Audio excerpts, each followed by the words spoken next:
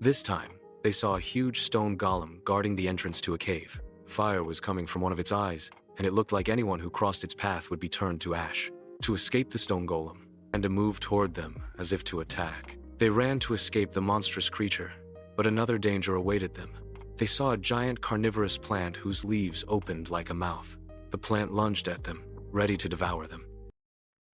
On a sunny afternoon, Leo and Mia were playing in the attic of their grandpa's big old house. The attic was like a treasure chest of mysteries. It was filled with dusty old furniture, forgotten books, and all sorts of strange things. Suddenly, Leo saw a huge wooden chest in a corner. It was covered in dust, and a big lock was attached to it.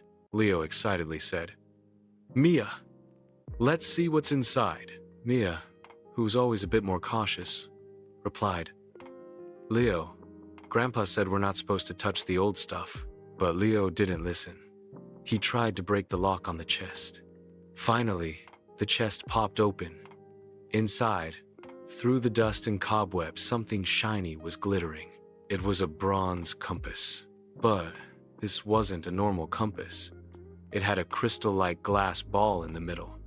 And instead of the usual directions, it had tiny, mysterious symbols on it.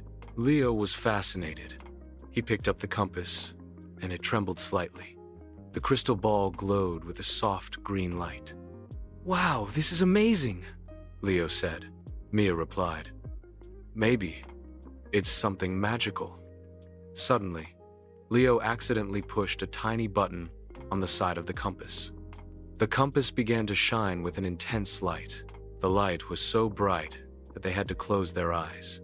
A moment later, everything around them started to spin incredibly fast. The old furniture and boxes swirled as if they were in a whirlwind. Leo and Mia were scared and held onto each other's hands tightly. When they opened their eyes, they were shocked. The attic was gone. They were now standing in a vast, golden desert. The sun was blazing above their heads, and in the distance they could see the peaks of pyramids. Where are we?" Leo asked, in disbelief. Mia said, "I think we've gone somewhere else." "It's unbelievable." Just then, some people walked past them, wearing strange clothes. They looked like they had stepped right out of an old history book. They realized they had traveled back in time to ancient Egypt. They quickly hid behind a sand dune. From there, they heard an older woman, who looked like she was an advisor to the pharaoh. She was speaking to some guards with a worried look on her face. "The pharaoh's most valuable coffin has suddenly disappeared. If it's not found, the pharaoh will be very angry." Leo and Mia looked at each other. They realized that to return to their own time, they had to solve the mystery of the missing coffin. Mia used her sharp mind. She saw some strange symbols on the stones. She tried to remember what she had read in her books about ancient Egyptian hieroglyphics. Mia said, "I think this is a map. It leads to a hidden tunnel." Leo, being brave, found the entrance to the tunnel. Inside the tunnel, it was dark and windy. They went in with courage. Every turn in the tunnel had new puzzles, some with strange drawings on the walls. They worked together, using logic, to solve all the riddles. Finally, they found a huge cave at the end of the tunnel. Inside the cave, they saw that the coffin wasn't stolen. It had just fallen into a hidden pit due to an earthquake. Leo and Mia didn't waste a moment. They used a rope to help get the coffin back up. They returned the coffin to the pharaoh's advisor, who was filled with relief. They smiled at each other. Then, they turned on the compass again. This time, the crystal ball glowed with a bright blue light. They closed their eyes and felt time spinning around them once more. When they opened their eyes, they were back in the attic. Everything was just as it was before, but the compass they were holding was now glowing and had a new symbol inside the crystal ball, one that wasn't there before.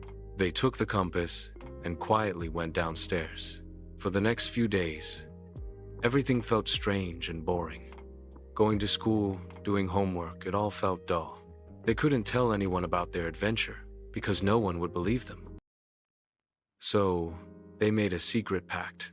The compass and their adventures would be their little secret. A week went by, but their minds couldn't escape the memory of their adventure. They would secretly look at the compass, but it didn't show any new light or tremors. Leo said, "I guess it was a one-time thing. Maybe the compass doesn't work anymore." Mia was also a little disappointed, but her eyes held a different kind of curiosity. She said, "I don't think so.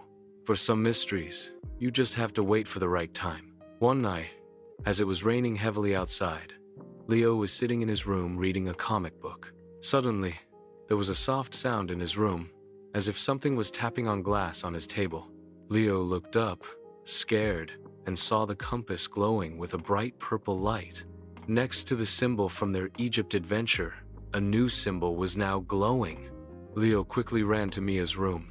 He saw Mia was also staring at her compass in shock. The compass was spinning in a strange way, as if it was showing a new path. Leo brought his compass to Mia's room. The compasses glowed intensely with purple light, filling the room with the color. Mia said, "Leo, I think the compass wants to take us somewhere else. Look, I've never seen this symbol before." The compass pointed them to a corner of the room where there was an old dressing table. They nervously walked towards it. In the light of the compass, they saw a strange crystal fragment lying in a drawer of the dressing table. As soon as Leo touched it, the environment of the room started changing again. The rain stopped, and the things in the room quickly flew away. There was no solid floor beneath them. It felt as if they were floating in space. Around them, colorful asteroids and bright stardust floated by. Leo and Mia held on to each other's hands tightly. "Again," Leo said, excited. They were now in space, where there was no sound, just silence and the brightness of stars. They realized the compass had brought them to space, probably to another planet. Suddenly, they saw a green planet in front of them. The planet looked a bit like a jellyfish, and strange magical plants were floating around it. The compass was pointing towards that planet. Mia said, "Leo, this isn't a normal planet. I think it's a living planet." The compass pulled them towards the planet. As they entered the planet, they found themselves in a completely new world. The air was sweet, and the plants were bright and glowing. They saw that the strange creatures of the planet were making odd sounds to communicate with each other, but all of them looked very sad. Leo and Mia realized there was some mystery here that was making these creatures sad. After collecting rainwater on the living planet, a strange event suddenly occurred. The compass transported them to a terrifying island. As they walked through the dense jungle, they were attacked by a terrifying snake. A huge king cobra raised its hood and, in an instant, coiled tightly around Leo and Mia. They somehow managed to pull a knife from their pocket, and in desperation, they cut the snake and set themselves free. The danger wasn't over. As they walked on, Leo and Mia suddenly fell into a new trap: quicksand. Their feet began to sink quickly into the soft, muddy ground. They screamed, but there was no one there to hear them. Just as they were about to be completely swallowed by the quicksand, a horrifying vine wrapped around them. The vine looked soft, but it was as hard as iron. Mia used the light from the compass to find the weak point of the vine, and Leo quickly cut it, setting them free once more. After escaping the vine, they came face to face with a bizarre creature. The creature's body was as hard as stone, and its eyes were a fiery red. It began to move toward them, as if to attack. They ran to escape the monstrous creature, but another danger awaited them. They saw a giant carnivorous plant whose leaves opened like a mouth. The plant lunged at them, ready to devour them. After escaping the carnivorous plant, they arrived at a swamp. But there, a swarm of strange, venomous insects surrounded them. To save themselves, Leo and Mia had to quickly cover their bodies in the dirty swamp water. After getting rid of the insects, they continued their journey. Suddenly, they ran into an invisible wall that blocked their path. The wall was so real, yet they couldn't see it, and they didn't know which way to go. Unable to solve the mystery of the invisible wall, they took another path. They started climbing a tall cliff, but every step on the cliff was slippery, and it was impossible to climb safely.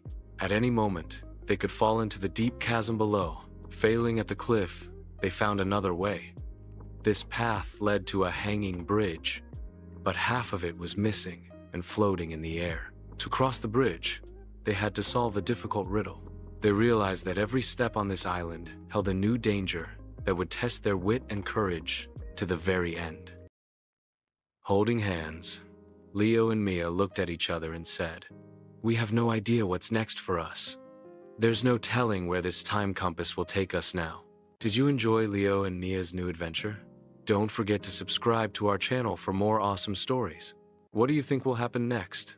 Let me know in the comments. If you want to find out what happens next, just type "next" below.